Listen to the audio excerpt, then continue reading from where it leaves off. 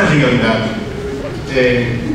este interesse pelas coisas da antiguidade, podemos dizer, nos antigos, começava já nos antigos mesopotâmicos, quando aqueles grandes reis e imperadores mandavam desocultar partes dos antigos palácios onde havia arquivos para poderem recuperar essa informação, etc. Ou, em todas as épocas, os seres humanos recolheram e colecionaram objetos de espécies estranhos e alguns deles, eventualmente, ligávamos a outras antiguidades, outras épocas mais antigas. Mas é a partir da Renascença e a partir principalmente do século XV, XVI, que começa um fenómeno na Europa que é o do antiquarismo, que é extremamente interessante porque se constituem gabinetes de antiguidades, que são autênticos museus particulares nas casas das pessoas mais ricas, naturalmente, ou mais possidentes, e em muitos casos novos, noutros casos de origem burguesa, que com isso se nobilitavam, tendo em casa uma espécie de microcosmo ou de representação em miniatura do mundo, sem que com isso quisessem ter uma representação ainda organizada segundo uma racionalidade que é a nossa de hoje. Ou seja, nós vemos, por exemplo, o Ashmolean Museum em Inglaterra, e o que vemos é, lado a lado, nesse mesmo museu, o que chamaríamos uma espécie de bric-a-brac, não é? Entramos num museu, parece que estamos a entrar num antiquário daqueles muito organizados, onde está tudo lado a lado, não é? Coisas de fósseis ao lado de plantas secas, ou de folhas de plantas secas, enfim, ao lado de coisas de arqueologia. Portanto, esses gabinetes de antiguidades, onde as pessoas já há imagens disso, muito bonitas, não é? Feitas e apresentadas em gravuras antigas, já são algumas missões. Esses gabinetes de antiguidades eram um local onde os senhores, onde as pessoas possidentes, esses burgueses, tinham essa espécie de pequeno mundo que era um símbolo, naturalmente, do seu poder e da sua excelência económica, mas também dos seus conhecimentos, dos seus contactos, e esse microcosmo, aliás, por vezes estendia-se até a jardins onde havia aves ou animais exóticos, uma espécie de quase jardins zoológicos que também começam a aparecer em quase toda a Europa. Portanto, esse antiquarismo é um antiquarismo que ainda é feito na base de um colecionismo pela semelhança, de um conhecimento que é feito pela parecença, por aquilo que parece ser. Portanto, é uma epistemologia de afinidades aparentes. Com o século XVII e com o aparecimento do racionalismo, não é?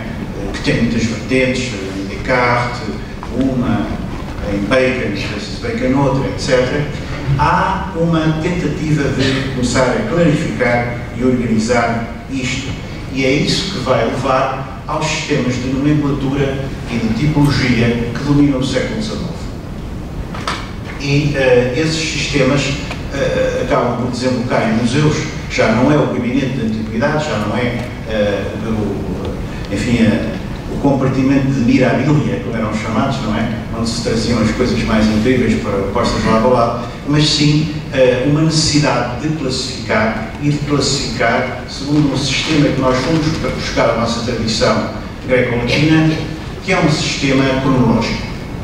E ainda hoje esse sistema cronológico, essa preocupação cronológica, ou se quiserem cronológico ou cultural, preside aos cursos de História e, em geral, a todo o nosso pensamento.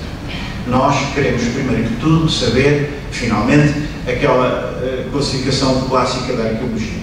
Quem é que fez isto? Para que é que isto foi feito? Uma questão de classificar cronológica e funcionalmente as coisas, mas queremos, sobretudo, também saber quando é que isto foi feito.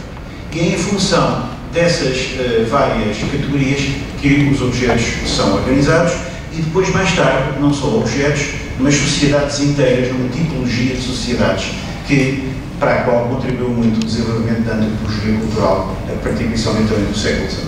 É no século XIX que se criam, como sabemos, todas estas formações discursivas, para usar a expressão do Michel Foucault, não é?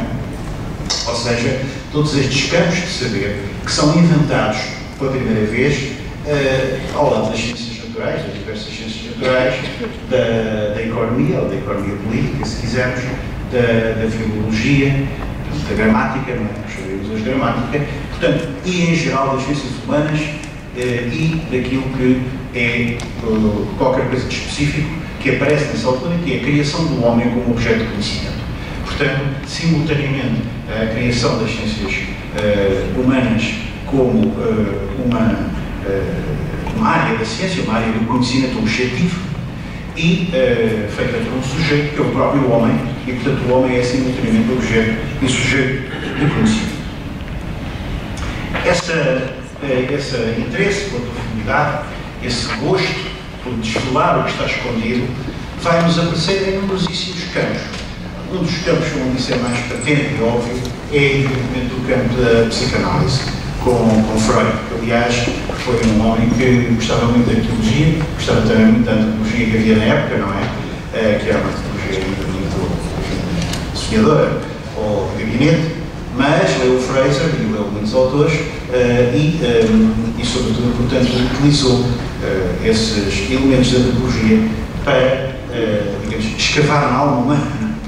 Mas, supostamente, não é? Haveria qualquer coisa de já aí problemático, que daria aqui para os cursos sobre, os cursos que fizerem sobre problemas muito interessantes, que eu não tenho tempo de abordar, que é, efetivamente, até que ponto é que há ou não há, na psicanálise, tal como Freud inventa aqui, sobretudo depois, como os seus seguidores, muitíssimos, a desenvolvem em múltiplos sentidos, não é?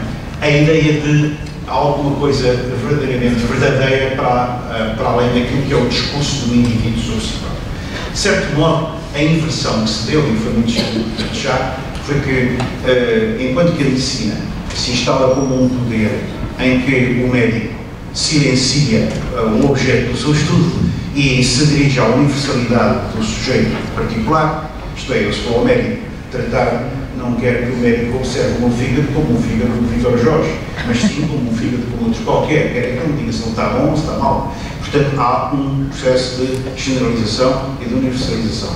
Mas, no caso da psicanálise, a psicanálise é exatamente nesse aspecto, se quiserem, uma subversão dessa universalidade, no sentido de que se dirige ao particular. E dirige-se ao particular, e, por outro lado, não é o médico que fala, mas é o paciente que fala. Portanto, a palavra é passada à pessoa que fala, com a ideia de que, falando, isto é, trazendo à superfície, mais uma vez o problema da superfície e da profundidade, um conjunto de discursos, será possível ao interpretador, supostamente, acabar por encontrar um conjunto de repetições, de tiques, de elementos que reportam para o passado antigo, primitivo da pessoa, ou seja, para a sua infância.